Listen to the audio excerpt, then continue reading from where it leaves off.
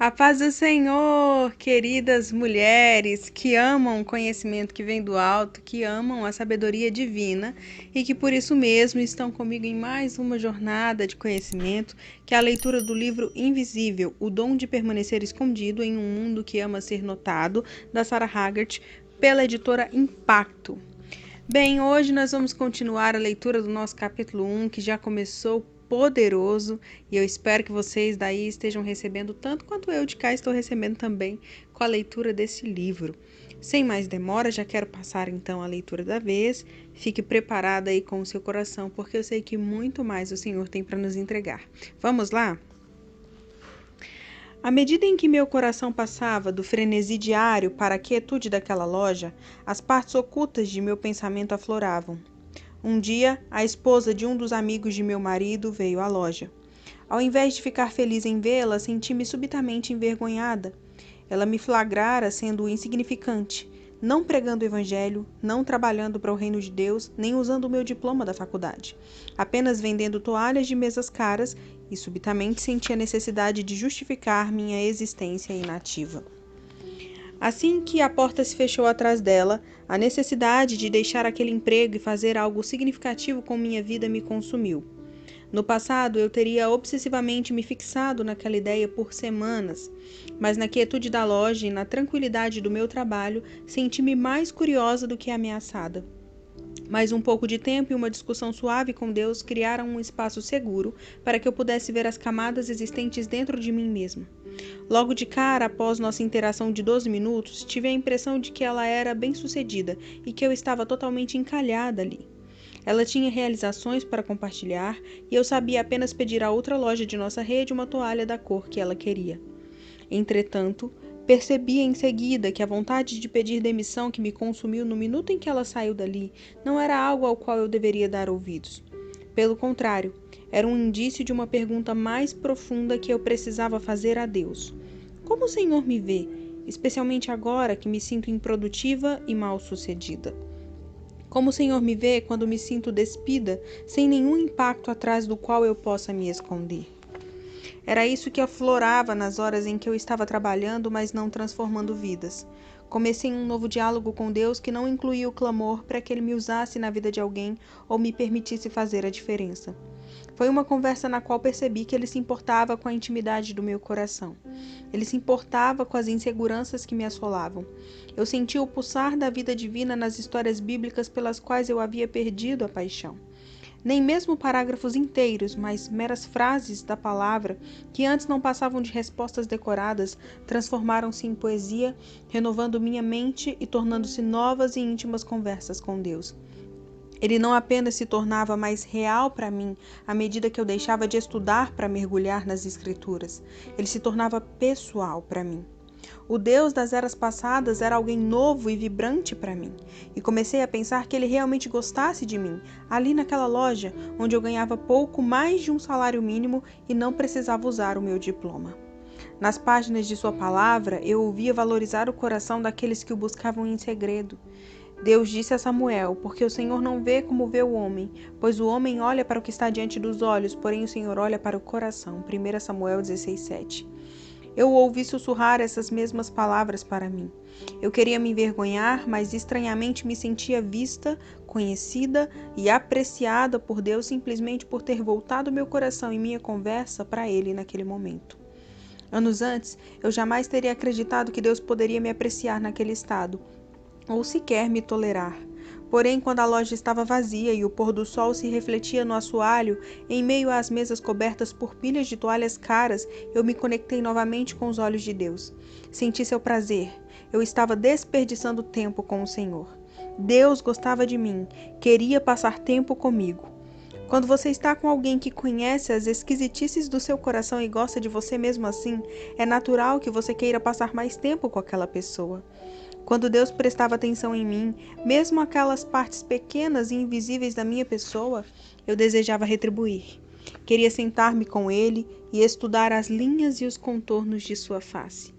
Eu começava a crer que talvez a pessoa que eu era em segredo fosse motivo de elogios. Talvez a minha vida improdutiva de olhar para Ele estivesse surpreendendo os anjos. Agora, Eu não abria mais a Bíblia por obrigação. Pelo contrário, era conduzida pelo desejo de ver e conhecer mais de Deus. Em cada passagem, em cada versículo, eu mergulhava naquilo que era a vida para mim, a alegria na face de Deus ao me olhar. Eu tinha sofregamente procurado por anos aquela expressão na multidão, pensando que a encontraria apenas nos elogios ou na aprovação das massas, nos olhos de outras pessoas. Mas agora eu via na face de Deus. O Senhor se deleitava em mim mesmo quando eu menos pensava merecer.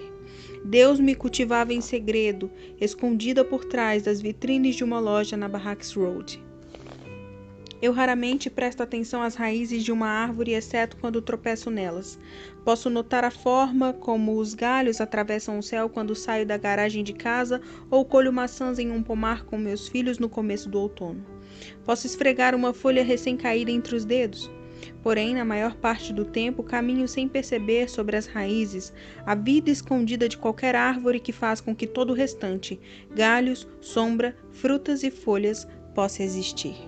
Frequentemente, o sucesso óbvio de nossos dias chama a maior parte de nossa atenção. Perceber as raízes e, mais ainda, cuidar delas parece secundário quando temos galhos nos quais subir e frutas para colher. Vivemos para o que vemos, enquanto Deus gentilmente nos chama para o invisível, seu invisível. Nós revivemos no invisível. Fomos feitos para Ele, fomos formados nele. Eu havia passado a maior parte da minha vida adulta com essa falta de consciência com relação ao meu relacionamento com Deus.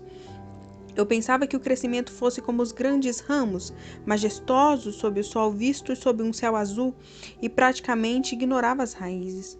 Mas eu não era mais capaz de crescer em Deus sem cuidar das minhas raízes, sem reconhecer que algo enterrado sob a superfície era o que dava vida ao tronco e aos galhos que eu mostrava ao mundo.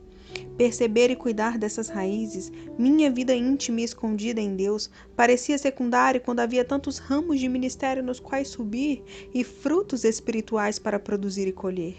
Entretanto, Deus estava gentilmente me chamando de volta ao solo, chamando-me a me esconder nele ao invés de trabalhar para ele, a desviar a atenção dos galhos para as raízes, do meu trabalho visível para o Senhor, à minha vida invisível com o Senhor. Era como se ele pacientemente desviasse meus olhos dos galhos para minhas raízes sedentas. Você não precisa se esforçar tanto para deixar sua marca no mundo. Sara, volte para o chão. Deixe sua marca em mim. Era esse sussurro divino que comecei a ouvir naquela fase improdutiva. Gaste, derrame, aqui mesmo, e eu farei a árvore crescer. Jamais passara por minha cabeça que eu poderia derramar minha vida a seus pés, importando-me apenas com o que ele pensaria de mim. Era um lindo desperdício.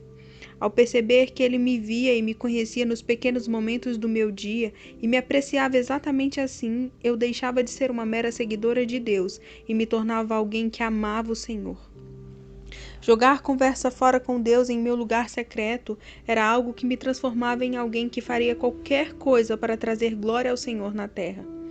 O que eu construíra com Deus em segredo me levou a uma doce parceria com Ele, o tipo de parceria que leva qualquer um de nós a causar enorme impacto neste mundo, não por causa da magnitude do que fazemos ou como nos sentimos ao fazê-lo, mas por causa de quem Ele é para nós. Aquelas conversas secretas com Deus começaram a impulsionar a maneira como eu interagia com o mundo ao meu redor. Fomos criados para receber atenção, para que alguém guarde uma mecha de nosso cabelo quando somos bebês, para que o nosso progresso seja notado, para que a nossa existência seja festejada. Porém, no final de quase qualquer álbum de bebê, você provavelmente encontrará páginas em branco. Em algum momento, ninguém mais terá tempo para contar nossos dentes ou anotar as novas palavras que aprendemos. Podemos nos sentir afogados em momentos perdidos, invisíveis por ser quem somos e quem poderíamos ser. Podemos sentir que partes da nossa vida foram desperdiçadas. O anseio por ser visto é universal, fomos feitos para sermos conhecidos. Mas há apenas alguém que pode nos conhecer.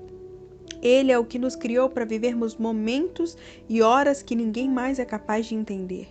E é aí que entra a misteriosa beleza de estar oculto. Nós, que vivemos a maior parte de nossos dias entre as pessoas deste mundo, não nos abrigamos naturalmente em Deus. Não buscamos instintivamente a motivação que nos impulsione na expressão do olhar divino para nós. Ao invés disso, respondemos aos olhares, ao aplauso e à direção de outros indivíduos que nos cercam. Por isso Deus nos esconde e o faz com maestria. Assim como fez comigo, Deus às vezes nos esconde em circunstâncias obscuras. Ele nos tira do papel central a fim de que possamos descobrir a beleza de apaixonar-nos por Ele enquanto ninguém está assistindo ou aplaudindo. Nós nos sentamos a uma mesa e trabalhamos em algo que ninguém reconhece. Empurramos carrinhos de bebê, trocamos fraldas e embalamos as crianças para que peguem no sono. Trabalhamos nos bastidores, de prancheta na mão, servindo a quem está no palco. Frequentamos uma igreja que não tem muito a ver com quem somos e com os dons que temos, servindo de forma discreta e invisível, fora dos holofotes. Às vezes, Deus nos esconde em provações ou sofrimento. Nós nos arrastamos por um casamento despedaçado, imaginando se a vida algum dia voltará ao normal. Recebemos um telefonema tarde da noite e uma tragédia divide nossa existência entre um antes e um depois. Perdemos nossa rotina em meio a um mar de consultas pediátricas e nos preparamos para outra noite insone segurando a mão de um filho no hospital. Outras vezes, Deus nos esconde em plena vista, em meio a uma vida que segue a todo vapor, a fim de que aprendamos a conhecê-lo ao mesmo tempo em que construímos uma carreira, lideramos um ministério ou cuidamos da família. Tiramos um doutorado durante o qual cada letra do nosso nome representa incontáveis horas de trabalho duro e invisível, de sacrifícios que ninguém saberá quanto custaram. Torcemos por nossos filhos da arquibancada, sabendo que há muito mais esforço por trás dos gols que marcaram na temporada. Temos enormes responsabilidades no trabalho ou liderando uma fundação, usando um título que traz consigo fardos que poucos são capazes de reconhecer ou compreender. Sim, todos nós, agentes de transformação do mundo, criados por Deus para a sua glória, experimentamos estar ocultos, propositalmente escondidos. Talvez estejamos ocultos hoje simplesmente porque Deus aprecia quando lidamos em particular o nosso todo, todos os nossos pensamentos, as nossas orações e a devoção concentrada. Seria suficiente que simplesmente nos derramássemos diante dele, a sós?